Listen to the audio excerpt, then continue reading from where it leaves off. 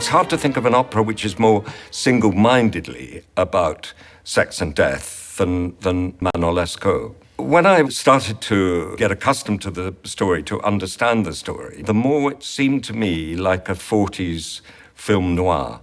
You can see Barbara Stanwyck playing that part, or a younger ingenue, sort of Jennifer Jones. It's so like those film noir stories of the late 30s and 40s. And then I sort of thought, well, if I move it out of the 18th century, if I make it the setting of a film noir, if I make it of that period, then it's set in Paris in the 40s. That means it's Paris under the occupation, the German occupation. So I thought, well, in the 1940s, where do people meet? Where do people come? Of course, a railway station, which is meat and drink for that architecture. You know, the architecture of great railway stations is so romantic.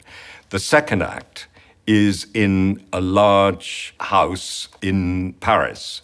There has to be wealth. There has to be huge amount of money. The third act is the harbour.